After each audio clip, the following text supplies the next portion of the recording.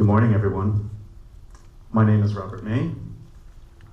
I work in business development for HyprMX. We are an all-brand ads advertising platform headquartered in New York City. We bring Fortune 500 advertising campaigns from advertisers like McDonald's, Intel, and Toyota, and deliver those campaigns across top publishers like Pocket Gems, Glue, and Zynga.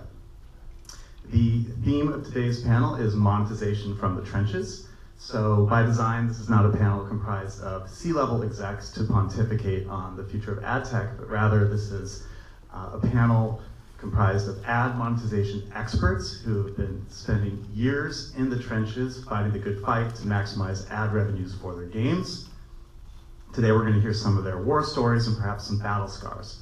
The format for this panel is a speed panel, so I'm going to handle introductions, we'll get through that quickly, and then the panelists, I asked them all to provide me with their answers in advance, and we'll show the question and the answers, and then I'll pick a recipient answer to one or two of the questions. So let's get started with the introductions. So first we have Victoria Lin from Zenjoy. Next, we have Matthew Brown from Kongregate. And next, we have Adam Carey from Sega. So, on to the first question. This is a pretty basic question, and it's in keeping with our theme of being in the trenches. What is your greatest monetization challenge of 2018? And Victoria, I found your answer to be particularly interesting. Your challenge is balancing intrusive ads with CPM. Could you expand on that one for us, please? Yeah, because nowadays we saw the more intrusive ads are, the higher eCPM that we will get. So from banner, interstitials, now we move to videos and playable ads. So we need to balance the user experience and our ad revenue. So the more intrusive ads, usually our retention rate will be lower, but we will see higher ad revenue. So we need to balance that. Okay. My second question has to do with ad formats, and the inspiration for this question has to do with Crossy Road, which was very revolutionary with its use of rewarded video, and it was such a good implementation that I thought interstitial was a goner. It was going to go away for good, and then lo and behold, a year after the game launches, they put interstitial in the game. So I don't think it's going away anytime soon. Matt, why don't you comment on this one? Sure. So at Carey, I would say probably about 85% of the in-app ads that we run are rewarded video. It's a great user experience. Users have to choose to engage with an ad. They get something in return. We also use offer walls pretty extensively. I know people thought they were kind of falling by the wayside, but we found a lot of success with them. When it comes to interstitials, obviously that makes sense for the more casual titles. We've also explored rewarded interstitials, so we target them specifically to non-paying and non-engaging users, engaging being watching a rewarded video ad. So if they've been in the game for 7 days and they haven't monetized whatsoever, we'll show them an interstitial ad, usually cap it at 2 per user per 24 hours, and then also give them a reward for watching that ad. It's a pretty new format that we've used, but we are rewarded video champions, or at least I try to be. And there's a bonus answer for this particular question, which is, just to preface this, so I got, in some cases, paragraphs in the response, very passionate answers, and of course I had to paraphrase these down to like 7 or 8 words. So Adam, you had written in all caps that rewarded video is your favorite ad format of the last 20 years of your career. Could you please comment on that? Well, first I want to point out that you said owner question, which seems really appropriate for my sense of humor, which is where I live. The rewarded video is just so fantastic. I've been doing this for 20 years, but I'm actually relatively new to the in-app space. I'm 10 months old. And I've never seen anything as good as rewarded video in terms of video complete rates, CTRs, engagement. It's just amazing. But in terms of, you can't have one ad format necessarily be the only way that you monetize your users. To your point, I think, Matt, not everyone is going to click and engage and activate a rewarded video. So how do you monetize those other people if they're not purchasing, say, IAP? So we still use interstitials for those people, and we still have banners, which we largely keep on sort of like navigation screens. So the ad format is really determined by the structure of the game. Great. So for my next question, it has to do with CPM floors. They're a useful tool, and you can get great results, great performance if they're used well, but you can also take it too far and get no revenue. So Adam, you had written that you use floors regularly to monitor fill. What do you monitor and how? Oh, okay. We probably have too many floors. When I joined, actually, that was apparent to us. We had some floors. We obviously were very optimistic that we were going to get $75 or $50 CPMs, and we quickly looked at that. I looked at that and realized that the fill was pathetic. Probably the technology cost, right? The cost of latency and the cost of lost impressions. So we ended up carving those out. So we really try to look, we have 30 plus games, so it's not always easy. It's not like we have one or two titles to operate on. But we really try to pay attention to our largest titles and look at the floors in terms of the CPM, but also the fill, and to make sure that they're sort of optimal for that, and to use that to overall drive CPM and yield ARPDAU as time goes on. I'm gonna jump in here real quick. We also like to use floors. We basically don't pull anybody out of, so we use iron source remediation. We don't pull anybody out of auto optimization into manual priority unless we have some sort of an eCPM guarantee, and almost always a fill guarantee to go along with that. So, it's great if you get a $50 CPM for first fill, but if they're only serving one impression per, for every 4 users, that doesn't do anything for you. So you want to get, even a lower CPM, say $25, $30, and you want to package first, second, third, fourth, fifth, if you can, into that $30 CPM. Or you could get something like, hey, they have first fill, $22, but you have to serve 75% of 100 of all the impressions that you have the opportunity to. So that's what we do. Question for you. What is a good fill rate for you? What sort of a minimum fill? Minimum floor Sort of minimum fill rate that you're good with? depends what the CPM is.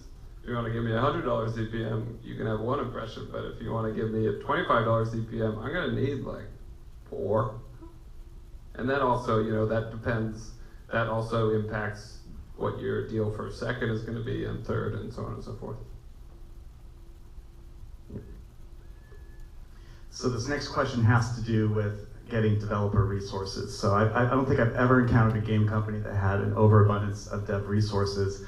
And most developers and producers will place ad tech updates at the bottom of their list of priorities. So my question for the panelists is, how are you negotiating to get any dev work done for your priorities? And Adam, you wrote, never operate on faith, package guarantees.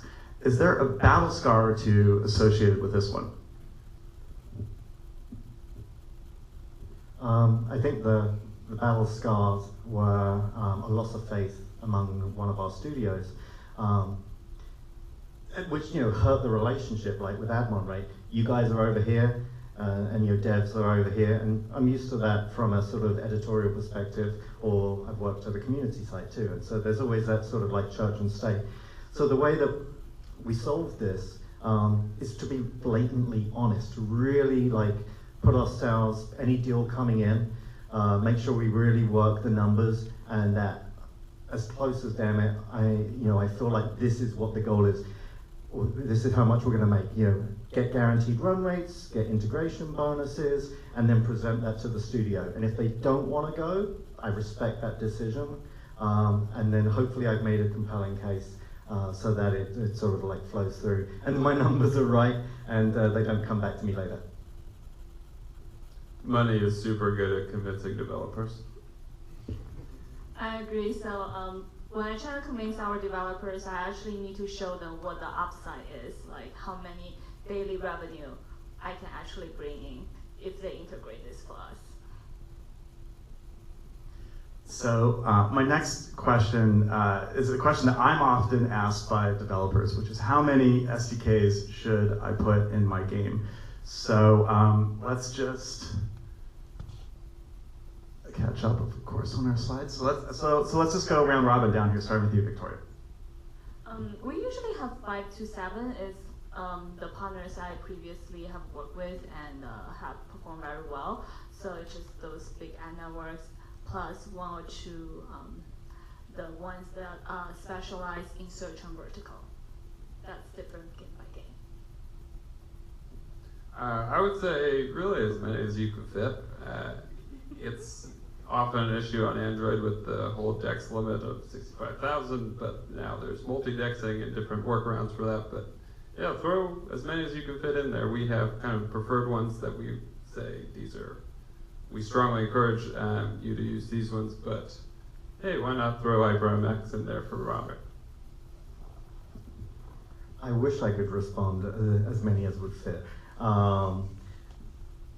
I've taken an approach of we now have these base SDKs, like basic ad integration SDKs. So there's going to be about 5 to 6 of those now that go into every game. And so a developer or one of our studios knows when we launch a new game, our expectation and their expectation is that at least this is the minimum set. And this minimum set kind of follows the 80-20 rule, right? It's probably 80% of our revenue there. And then specific to the title, based on geography or ad formats, we'll layer in other SDKs as necessary. But I'm also looking outside of SDKs. One of the biggest challenges here is being able to use tags and then header bidding as this stuff comes in, being able to get more of the demand in, not just through an SDK solution. Okay, so this next question has to do with managing your time and your priorities. Because as we know, in the world of ad monetization, you could be checking 10 different dashboards every 5 minutes and still not be caught up on work. So, and perhaps there's too much optimization, over-optimization, or too little. How do you find that right balance? How do you stay on top of your priorities? And let's just go down the panel, starting with Victoria. So I'm pretty lazy, so I do 80-20 rule. So I just basically give the big ad networks like most of the impressions and some smaller ad networks with, if they are good with one vertical, I will integrate certain games with them. Mediation platforms are great for saving you time so you don't have to go to every network dashboard and individually check CPMs and fill and whatnot. But you try to give every game as much attention as you can. But if you look at a game and it's only doing $700 a day in ads, there's not a ton you can do for it. But if it's making $10,000 a day in ads, you spending 2 or 3 hours trying to get deals and optimizing will have a much larger impact. Coming from the desktop side, it was a lot easier just to talk to a demand partner and throw in a tag and see how it did and turn it up or turn it off. That is not as easy. Instead of playing checkers, the in-app business is more like playing chess. You have to really know sort of 5 to 7 moves ahead where you're going to go. So a lot of my time at Sega has been spent identifying our challenges, whether they're geographic or ad format or whatever, Copa fill, and then figuring out who the right partners are and focusing on those conversations. I will also say there's a ton of distraction of people who want to talk to me, usually about UA, and my answer is, I don't do UA, that's another guy. And no, I can't tell you his name.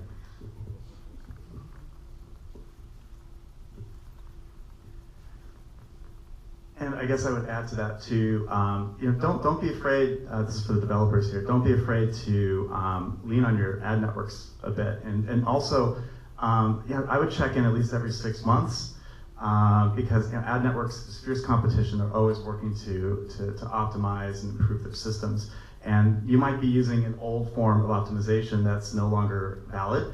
And also your account managers at the ad networks are experts of their platform as well. You can put them to work, or you can at least ask them for advice on how they would go about optimizing. So this next question is for the developers in the audience who are just getting started with ad monetization. And I asked each of the panelists here to provide advice to this new developer. Why don't you start, Victoria? Yeah, so we are very picky with the partners that we work with. So for the, there are big ones like Google and Facebook, but for the smaller ones, I think probably focus on one vertical, and once you gain your partner's trust, you can expand to other verticals, like the relevant verticals, and make it bigger. So I used to work at an ad network. When they first started, they just focused on casino. Then they expand to casual games, e-commerce, and now they are like a more than $1 billion company. So I think focus on one vertical, then expand. I would say two main things. Don't just throw ads in at the end when you have a fully complete product. You want to think about ads during the entire process of you building your game. That's how you're going to get a good ad implementation. And then also, I mentioned that we like to use mediation platforms. One thing that we don't like to use is their auto-optimization algorithms. I apologize to anybody in the audience. But don't rely on that because it's not going to maximize your revenue. You want to interface with the networks directly and try and get guarantees for revenue, fill, CPM, etc. Don't just let everything run in auto-optimization. I got distracted by Martine walking down the steps. What was the question? Advice for new developers. Oh. Actually, I want to echo the Matt's comment. Getting in, designing the ads and ad experience and AX along with the game and getting it into the core loop is the best thing you can do. Don't have it be a bolted add-on. It won't be effective. And I think there may be some developers who don't really want to add ads. They just want to do IAP, and that's a very worthy thing. But advertising can be a really nice icing on the cake. But if you think of it as a secondary thing, the revenue is always going to be a very secondary thing. Bake it in early and bake it in thoughtfully, and your users will accept it. They won't bail just because you have a few ads in. We live in an advertising-driven society. Okay, so this next question is for those of you in the audience who work on the service provider side of the business, whether it's an ad network or an attribution company. So, there's a good chance that you may have emailed these panelists once or twice and maybe not gotten an answer. So my question is, what advice do you have for the service providers folk here in the audience? I think my previous answer is more like for the service provider. So saying basically focus on one vertical then expand.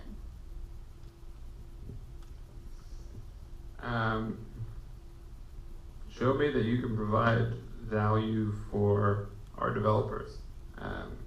Again, money doesn't hurt, it only helps. So if you want to write me a check for 20 grand, be like, hey, let's talk. But also, we're all familiar with most of the ad networks, and we can tell who's going to provide value and who isn't. Also, if networks are integrated with particular mediation platforms, that is a huge help as opposed to integrating one-off SDKs. It's, patience. Have patience with us. We get inundated with emails and inquiries to Matt's response. We kind of know who you are, and publishers talk to each other as well, and so we know who does well. It's really hard. I would love to work with way more demand sources, but there's only so many SDKs I am allowed to put in, and so I have to really pick and choose. What I've gotten better about doing in the last few months is being very transparent and saying, hey, I can't talk to you for another 2 quarters. I'm working like GDPR and this other stuff. Touch base with me then, and then maybe things will have changed in the structure of Sega, and there'll be an opportunity. So I don't forget, but it doesn't mean I can keep talking to you all the time.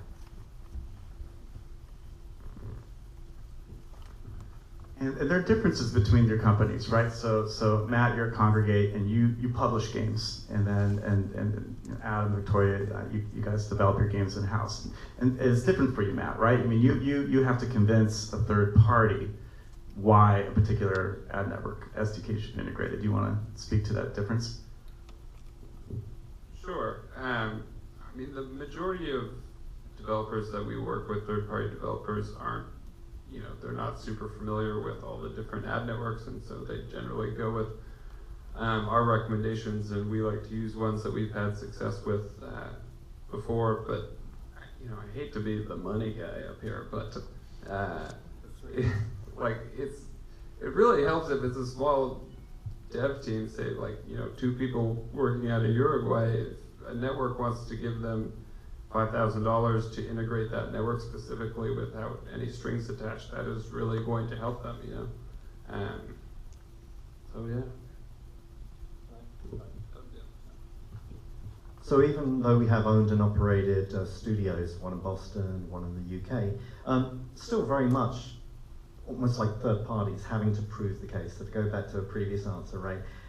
Having to be very clear cut. This is the revenue expectation, trying to set guarantees, trying to get an integration bonus to do the heavy lifting that developers have to do. It's not an easy job to put those things in, and it's not an easy job to maintain, certainly. And to comment on that, it's difficult to get ECPM and fill guarantees before a game has launched, and they've never, they don't see how valuable your traffic is. So let me add something. So a lot of the ad networks actually do give us guarantee, CPM guarantee, and the sign-on bonus and integration bonus. So for us, we actually want a long-term relationship. So if you are losing money by having to deal with us, we don't actually want that, because we want a sustainable long-term relationship. That's what we like to hear on my side of the business. So we have a couple minutes remaining. Would anyone like to ask a question?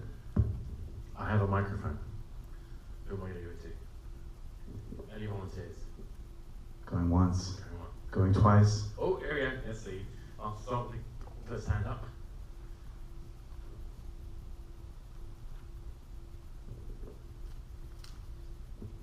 Hello. My question is, do you often work with networks that have problematic ads served? And if you do, how do you deal with that situation when consumers are coming to you complaining that they're not getting their coins or things of that nature? Thank you. So yeah, actually, one of the things I did when I joined Sega was I decided with the partners that we have, we were talking to a lot of people, and I felt like there was a lot of distraction there. There was always a new partner. And instead, I wanted to double down with the ones that we had. So we have a very good, very high-touch relationship with most of our providers. So when we have issues, say with an IronSource ad, I talk to Terry over at IronSource, multiple times a week. I talk to Joe over there, multiple times a week. So that's one way that we solve it. We're also looking at specific solutions like SafetyK and PubGuard. To see, have technology help us sort of solve where is this coming from, because it's so difficult, especially if you're getting a bad ad or a rash of bad ads, say, in Brazil, and it's very hard to reproduce and replicate those. We hear about them from community, we hear about them from our users, but it's very hard, it's a needle in a haystack. This has always been a problem in the internet, in digital advertising, but technology should be able to solve this. Seconded. Yeah, I guess just what I'd add to that is I'm often asked, which mediation company should I use? And my answer is more, it's not which company you use, it's really which account team at that mediation company do you have? Do you trust them? Because whether you're having crashes that are coming from an unknown source, or a bad ad that you need to chase down, chances are you're going to be leaning really heavily on that mediation provider to help chase down that issue. So to have a good account team that's got your back. So that's it for our panel. Thank you for joining our session today, and have a great day. Very much.